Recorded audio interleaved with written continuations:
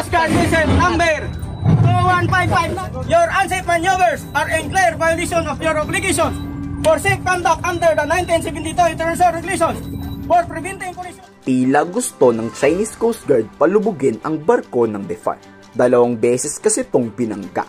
Hindi lang nga binangga, kundi binomba pa ng todo-todo ng water cannon. Ganyang kahayop yung mga incheck. Nagkapikuran kasi sa Sandy Cay 2. Noong una, hinaharang lang tayo ng China. Dinedma nga yan ng BIFAR at nag-deploy pa tayo ng inflatable boat. Nag-deploy din ang China ng kanilang sariling fast boat.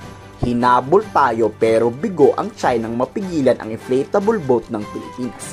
Hanggang sa nakapagsagawa na ang BIFAR ng marine research. Diyan na napikon ang mga Chinese dahil binaliwalan ng BIFAR at dinedma lang ang pagbubanta ng China.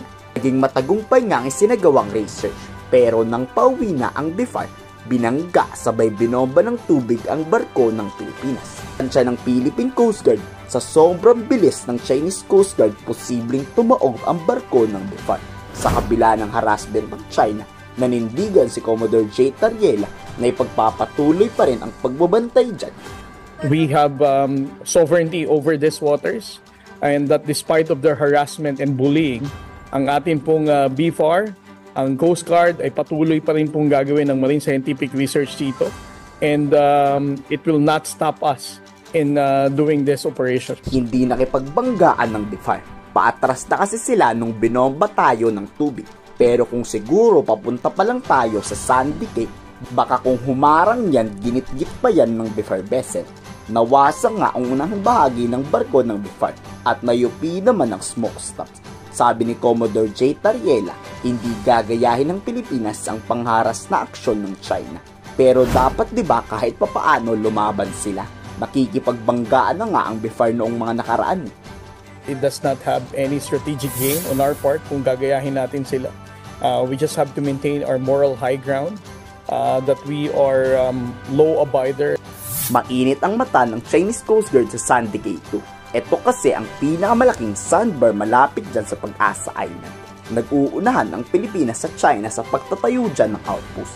Kaya itong China hindi po payag pag-aralan yan, baka kasi sa susunod tayuan na agad yan ng Pilipinas pag napag-aralan na. Samantalang ang Pilipinas sinabi namang red line pag nagtayo dyan ang China ng struktura. I cannot speak for the intention of the Chinese government, no? At alam naman natin, they have been very aggressive pagdating dito sa Pag-asa K2. Kung maalala nyo, last first quarter of the year, ang China Coast Guard, also the PLA Navy helicopter were also launched, no, in harassing our marine scientists habang nagkakandak din tayo ng marine scientific research sa Pag-asa case. Kayo, nainis ba kayo sa hindi pagpalag ng BIFAR sa China? Ano nang mangyayari ngayon? Dati naman lumalaban sila, diba? Kayo, sa tingin nyo anong dahilan? I-komento sa baba ang inyong saloobin.